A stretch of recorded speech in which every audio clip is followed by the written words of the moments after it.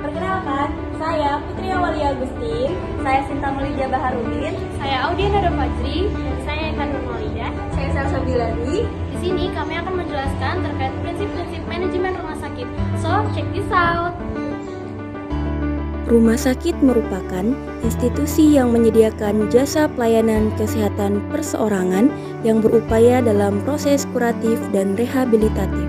Kementerian Kesehatan mencatat pada tahun 2021, jumlah rumah sakit di Indonesia sebanyak 2.522 unit. Pelayanan rumah sakit yang cepat, tepat, efektif, dan juga efisien sudah seharusnya menjadi hal yang wajib dilakukan oleh rumah sakit. Namun pada prakteknya, masih banyak pasien yang kurang puas dengan pelayanan yang diberikan karena tidak sesuai dengan kebutuhan yang diharapkan. Penyerangan terhadap tenaga kesehatan tidak puas dengan pelayanan rumah sakit. Sekelompok warga menyerang keluarga pasien tidak puas atas seorang dokter dan petugas keamanan. Nah, dari berita yang telah kita bacakan barusan, mungkin di sini saya akan menjelaskan terlebih dahulu mengenai apa sih manajemen rumah sakit itu. Jadi, manajemen rumah sakit yaitu sebuah koordinasi yang dilakukan dari berbagai sumber daya yang tersedia melalui proses perencanaan, pengorganisasian, pengarahan, pengawasan, dan evaluasi untuk memperoleh suatu tujuan. Nah, tujuan dari manajemen rumah sakit itu ada 5. Yang pertama, untuk menyiapkan sumber daya. Yang kedua, untuk mengevaluasi efektivitas. Yang ketiga, untuk mengukur pelayanan kesehatan. Yang keempat, efisiensi. Dan yang kelima, kualitas. Nah, selanjutnya mungkin akan dijelaskan oleh teman saya mengenai apa saja skema dari manajemen rumah sakit. Jadi dalam pelaksanaannya untuk mencapai tujuan organisasi, rumah sakit itu perlu untuk melakukan yang namanya manajemen. Nah, manajemen di rumah sakit itu biasanya tersusun atas skema yang disingkat dengan POAC. Planning, Organizing, Actuating, Controlling, dan Evaluating. Yang pertama itu ada P atau planning atau perencanaan. Nah, tentu saja di setiap kegiatan manajemen rumah sakit itu diperlukan yang namanya perencanaan sebagai proyeksi atau pedoman atas apa yang akan dilakukan oleh rumah sakit nantinya dalam mencapai tujuannya tersebut. Nah, pada tahap ini, pihak manajemen rumah sakit itu perlu untuk melakukan yang pertama, penentuan target dan tujuan rumah sakit.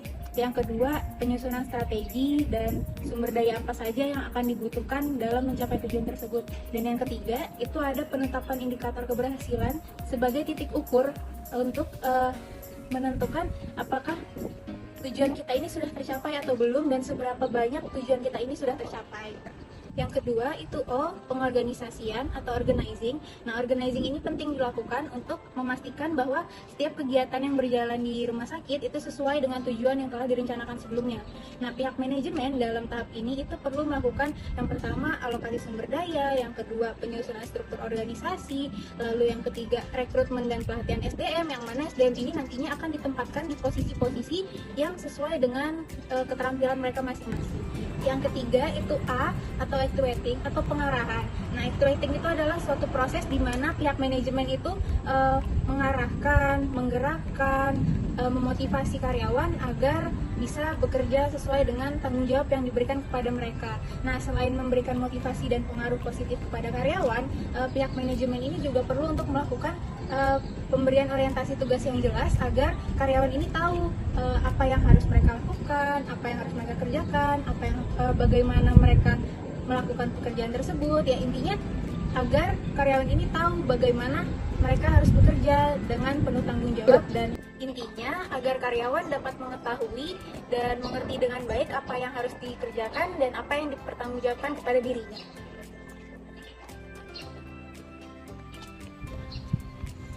C. Controlling atau pengawasan. Controlling dilakukan untuk memastikan seluruh rangkaian kegiatan yang telah diimplementasikan dapat berjalan sesuai dengan target yang diharapkan. Controlling penting untuk dilakukan agar pihak manajemen dapat mengetahui dan mendeteksi segala bentuk penyimpangan yang terjadi dan agar segera dapat dilakukan perbaikan. Dan yang terakhir, E. Evaluating atau evaluasi. Pada tahap ini dilakukan dengan mengevaluasi pencapaian yang telah dicapai, melakukan penilaian kinerja karyawan, melakukan koreksi atau perbaikan atas permasalahan yang ditemukan, serta membuat solusi atas permasalahan yang ditemukan. Proses evaluasi ini dapat dijadikan acuan untuk kegiatan rumah sakit selanjutnya agar tidak terjadi penyimpangan yang sama. Jika fungsi-fungsi manajemen tadi tidak berjalan dengan baik, maka tujuan dari perusahaan atau organisasi akan sangat sulit dicapai atau bahkan terjadi kegagalan seperti kasus-kasus yang telah ditampilkan di awal. Menurut Undang-Undang Nomor 1 Tahun 2004 tentang Perbendaharaan Negara, rumah sakit merupakan badan layanan umum sebagai instansi pemerintah yang memberikan pelayanan kepada masyarakat dan tidak mengutamakan mencari keuntungan, dapat dikelola secara otonom dengan prinsip efisiensi dan produktivitas ala korporasi. Rumah sakit dapat dikatakan sebagai suatu organisasi apabila memenuhi kriteria sebagai berikut.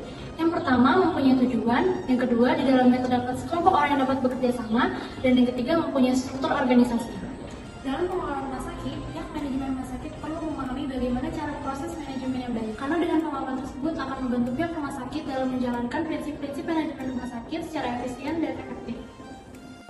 Berikut beberapa penerapan manajemen yang perlu dilakukan pada rumah sakit. Yang pertama, setiap rumah sakit harus memiliki rencana strategi yang jelas dan terukur, mencakup tujuan jangka pendek dan tujuan jangka panjang. Serta rumah sakit harus memberikan pelayanan yang sesuai dengan standar yang telah ditetapkan. Artinya, pasien harus mendapatkan pelayanan yang sesuai dengan kondisi mereka, mulai dari proses penerimaan, diagnosis, pengobatan, pemantauan, hingga pada tahap akhir pengeluaran pasien dalam kondisi sehat dan aman. Selain itu, dalam pengendalian resiko, rumah sakit juga harus bisa memahami dan mengelola resiko yang ada, sehingga dapat mengurangi resiko seperti medis, keuangan, serta resiko hukum. Selain itu, rumah sakit juga harus mengembangkan sumber daya manusia yang ada dengan melakukan pelatihan, pengembangan karir, dan menciptakan lingkungan kerja yang baik. Dan yang terakhir, rumah sakit juga harus melakukan pengembangan teknologi untuk meningkatkan kualitas layanan, meningkatkan efisiensi dan keefektifan, serta meningkatkan keamanan pasien. Dengan penerapan manajemen di rumah sakit, maka akan meningkatkan mutu pelayanan menjadi sangat baik dan menciptakan reputasi baik rumah sakit di masyarakat luas. Sekian video penjelasan dari kelompok kami. Mohon maaf apabila ada kekurangan. Thank you for watching.